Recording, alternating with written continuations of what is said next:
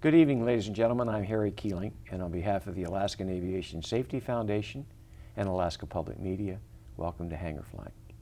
This evening, our guest is Dr. Petra Illig, Senior Aviation Medical Examiner. I've known and been a friend of Petra's for many years. Many of you know Dr. Illig and her dedication to flying, flight medicine, and flight safety. She's a graduate of the University of Washington Medical School, but I think when she was getting ready to graduate from med school, she was probably more worried about getting her pilot's license. I'll let her tell that story. She's had a really broad and impressive career. She was an emergency room doc for 15 years, worked flight medicine with Delta, and came to Alaska in 2001 and opened up her own flight medicine practice. Petra, it's a real pleasure to welcome you back to Hangar Flying. Thank you very much.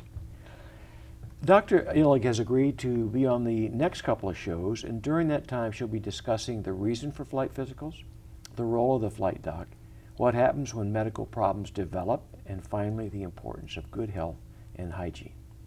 So Petra, let's start with the broad question. Why even have flight physicals? Well, it's a human-machine interface. Back in the early days of aviation, specifically in World War I, it was found that more pilots died due to human factors causes rather than enemy fire. And so it was realized that there needed to be certain medical criteria developed so that people could meet the requirements, physical and mental health requirements, in order to safely operate an aircraft in a continuously changing environment.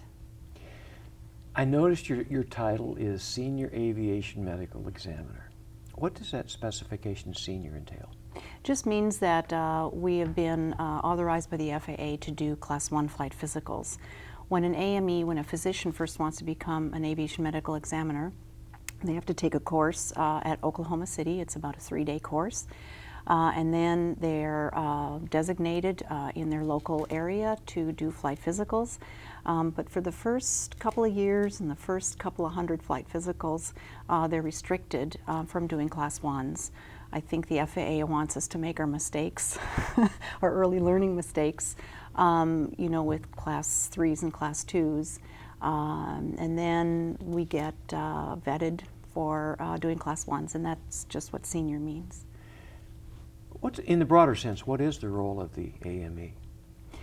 Well, I believe it's an intermediary between the FAA and the pilot. The FAA doesn't do flight physicals other than on their own employees for air traffic control personnel, for example. But we're there to evaluate the pilot according to the FAA criteria for certification of the various levels, Class 1 through 3. But I personally believe that we're there also to advocate for the pilot. Pilots come into the exam room at the AME's office with fear and trepidation. And they frequently have a feeling that they don't want to disclose too much, just enough, to walk out with a certificate. And they sometimes get stuck in between their personal medical issues and what their physician prescribes for them regarding treatment, and that may not necessarily meet FAA criteria as far as what the physician reports in their records.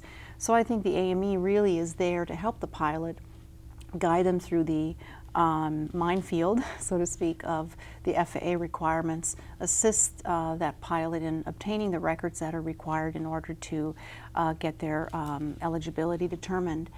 I should also mention that the most common reason for a pilot to be denied a medical certificate is based on lacking the documentation required for the FAA to determine eligibility, rather than the medical condition itself. So maybe that leads to probably the last question I'll ask on this show for tonight. Mm-hmm.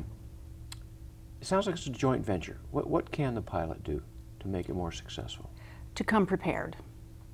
To call the AME or the FAA or other agencies that can give them advice, like AOPA or ALPA if they're a union member, if they have any change in their medical condition, or if their doctor suggests certain medications. You need to know that those medications are approved by the FAA, because some aren't. Some may be medically approved by the FDA, but may have interference regarding aviation safety, cognitive functioning, and that sort of thing.